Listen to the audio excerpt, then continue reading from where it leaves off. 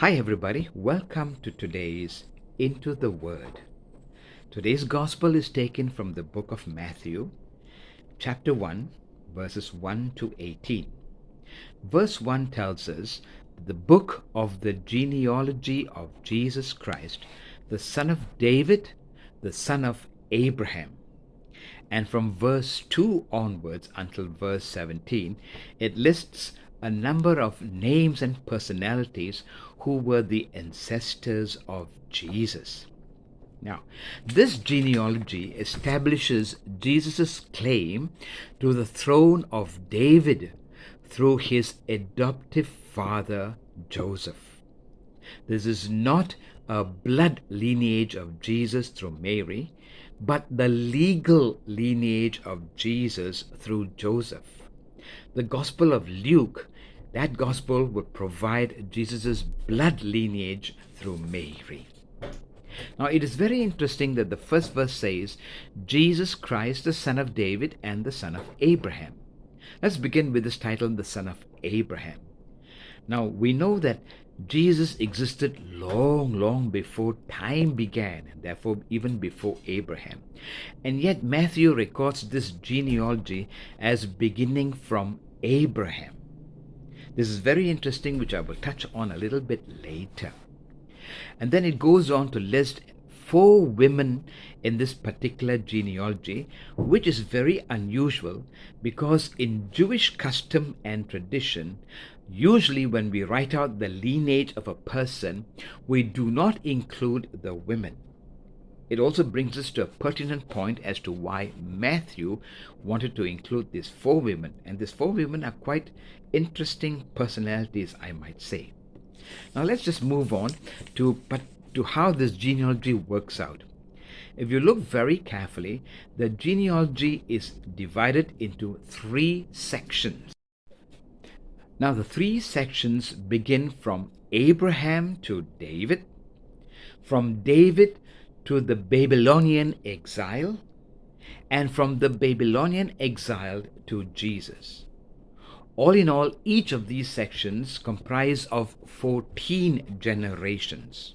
So that makes it about 42 generations. Now 14 is an unusual number in the Bible, but according to some reports that say that 14 is actually the numerical value of the name of David in Hebrew.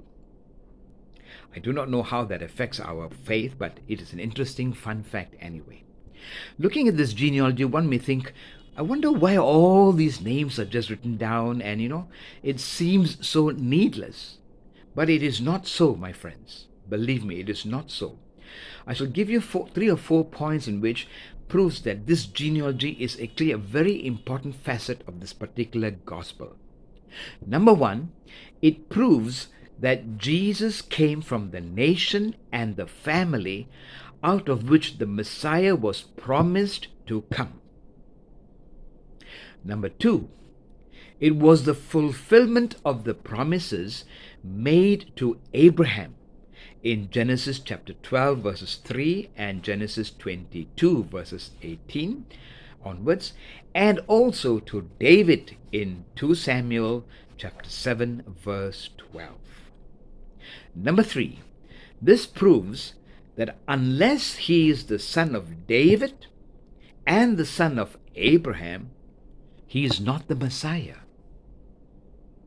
And number 4, this further affirms that the Son of God was more than pleased, was more than willing to take on our human nature in its wretched condition, despite he being perfectly sinless. Now, coming to the list in which I talked about the 4 women that were involved in this list, the 4 women are Tamar, Rahab, Ruth, and Bathsheba. Tamar and Rahab were, listed as prostitutes actually in this particular list. Okay? Now, it is very interesting that Matthew included them because in the Jewish culture at that time, women were considered second-class citizens, and they were never included in genealogies. But the fact that these four women were considered proves that Jesus broke all kinds of norms when he took on the human nature. It also demonstrates that Jesus was not royalty according to human perceptions.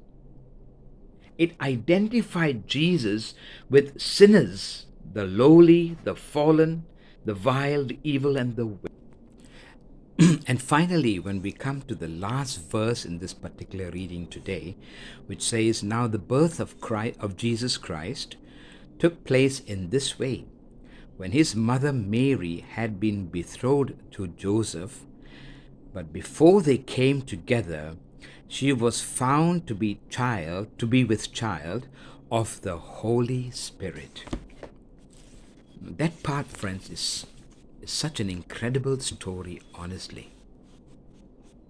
First of all, her situation became so distressing and humiliating because at that time they had no conception of the issue of virginal birth.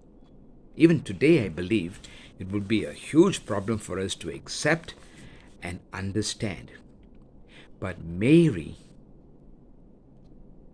was full of integrity.